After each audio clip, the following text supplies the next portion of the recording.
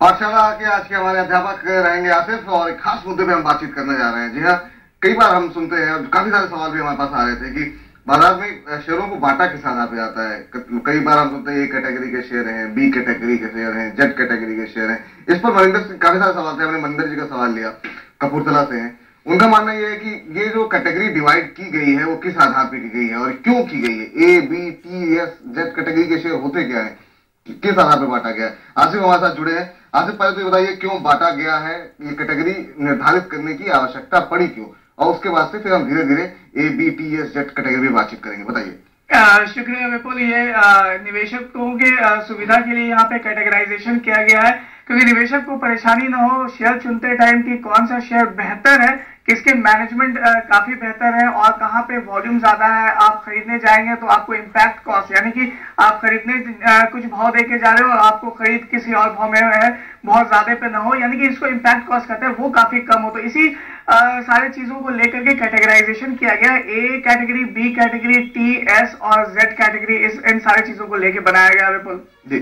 चलिए देखिए, कैटेगरी के बारे में जानते हैं। जैसे कि आपने कहा कि लोगों को आसानी होगी। अब पहले तो ए कैटेगरी के शेयर किस आधार पर चुने जाते हैं, पहले तो ए कैटेगरी के बारे में बताइए, उसके बाद हम सारी कैटेगरियों के बारे में समझेंगे। ए कैटेगरी के शेयर बिल्कुल। ए कैटेगरी के जो शेयर है वो काफी भरोसेमंद कंपनियों के शेयर है। यहाँ पे कह सकते हैं कि ब्लू चिप कंपनियां जितनी है वो ए कैटेगरी में। यहाँ पे टॉप 200 कंपनीज को जनरली देखा जाता है जिनका मार्केट कैप सबसे ज्यादा है, और साथ में जो इम्पैक्ट कॉस्ट यानी कि वॉल्यूम काफी ज्यादा इन कंपनियों में होता है। तो आपको जो खरीदने में आप एलटीपी, लास्ट ट्रेडेड प्राइस देख के अगर आप कोई बिड लगाते हो तो आपका बिड कम से कम प्राइस को मूव किए बिना आपका बिड एग्जीक्यूट हो जाए, तो इम्पैक्ट कॉस्ट काफी कम होता है एक कैटेगरी के शेयर में। और मैनेजमेंट का जो डिस्क्लोजर है वो काफी ज्यादा अच्छा होता है, यानी कि जो भी चीज वो मैनेजमेंट कर रही होती है वो काफी पारदर्शिता के साथ करती है, ट्रांसपेरेंसी के साथ करती है। तो इन सारे चीजों को देखते हुए ए कैटेगरी में उन कंपनियों के शेयर को डाला जाता है। उसके बाद जो दूसरा भरोसेमंद कैटेगरी आता है वो बी कैटेगरी का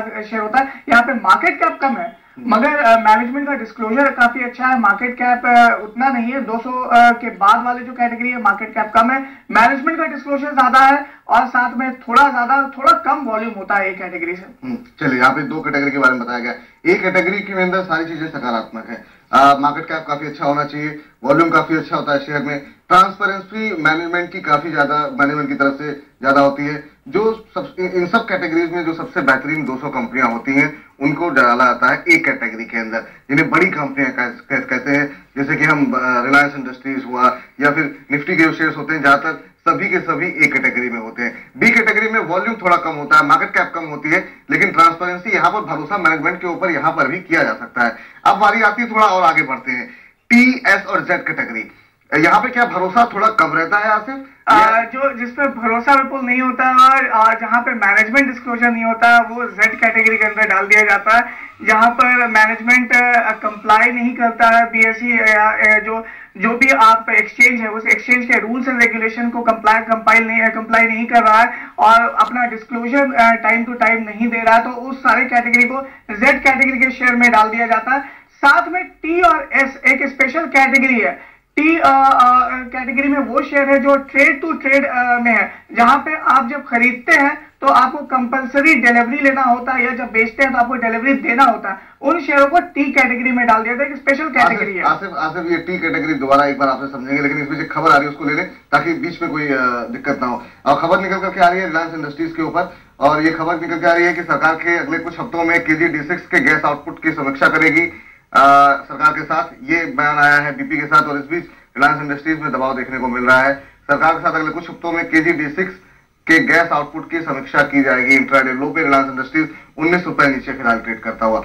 जी आसिफ, एक बार फिर से आप जगह अगर हमें जेड कैटेगरी, इस बीच खबर आ गई थी, जेड कैटेगरी के बारे में एक बार फिर से बताइए। बिल्कुल, जेड कैटेगरी में वो शेयर रखे जाते हैं जहां पर मैनेजमेंट डिस्क्लोजर नहीं होता, बहुत कम होता है, और जो एक्सचेंज को आपको इन्फॉर्मेशन देना है वो एक्सचेंज को इन्फॉर्मेशन नहीं देते, और साथ में यहाँ पर जो कंप्लायंस होता है वो कंप्लायंस बहुत कम होता है, तो उसको जेड कैटेगरी में डाल दिया जाता है। साथ में टी कैटेगरी में बात करेंगे, स्पेशल कैटेगरी है जहां पे टाइम टू टाइम निकाला जाता है शेयरों को, और आपको इस कैटेगरी में डाल दिया जाता है। टी कैटेगरी में जहां बहुत ज्यादा स्पेकुलेटिव एक्टिविटी हो रहा होता है उनको टी कैटेगरी में डाल दिया जाता है, यानी कि ट्रेड टू ट्रेड। अगर आप खरीदते हैं तो उस शेयर का डिलीवरी लेना मस्ट है, इंट्राडे में आप इसमें काम नहीं कर सकते हैं, और अगर आप बेचते हैं तो आपको डिलीवरी देना पड़ेगा शेयर का। अगर ऐसा नहीं करते हैं तो आपको कंपल्सरीली आप पर 20% का आपका पेनल्टी लगता है टी टू टी कैटेगरी में, अगर आप इंट्राडे में ट्रेड करके निकलते हैं तो। टी टू टी में खासतौर पर ध्यान रखें, अगर आप खरीद रहे हैं तो आप डिलीवरी इसका ले। चलिए, अब आपने एस और जेड और टी कैटेगरी बताई है, ये पहले हम अपने दर्शकों को बता दें। जेड कैटेगरी यहाँ पर बहुत ज्यादा पारदर्शिता नहीं होती है, दूर रहना चाहिए ऐसी कंपनियों के साथ।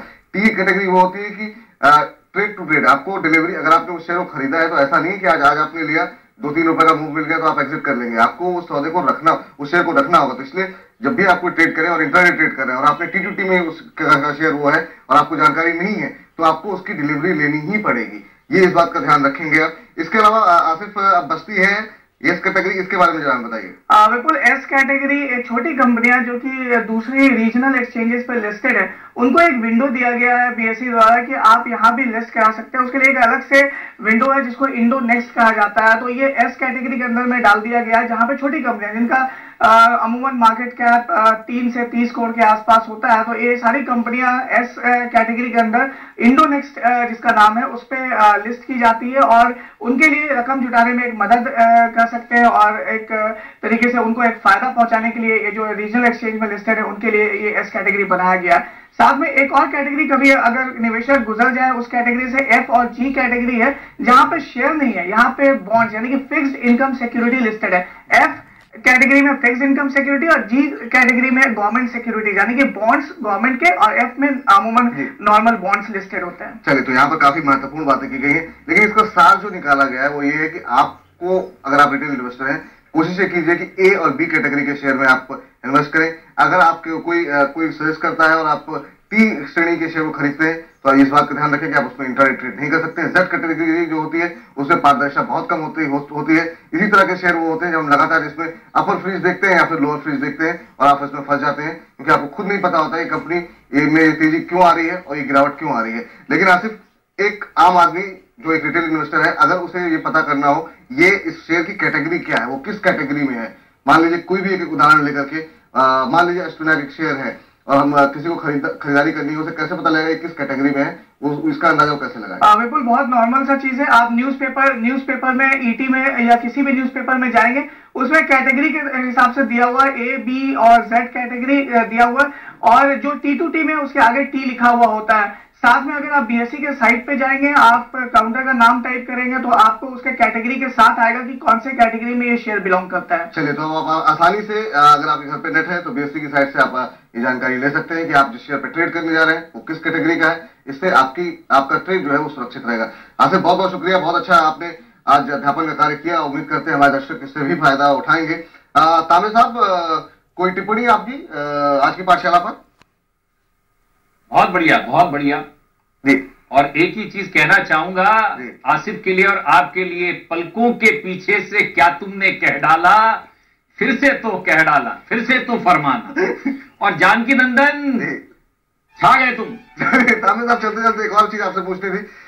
बुधवार को आप हमारे साथ हॉटलाइन पे होंगे, किस तरह की तैयारियां हैं आपकी? और पिछली बार भी हॉटलाइन में हमने देखा था कि काफी सारे लोग आपसे सवाल पूछ रहे थे। हॉटलाइन बुधवार को 8 से 4 अपने दर्शकों को बता देंगे। तामिर साहब हमारे साथ बने रहेंगे पूरे दिन भर। क्या तैयारियां हैं तामिर साहब आपकी?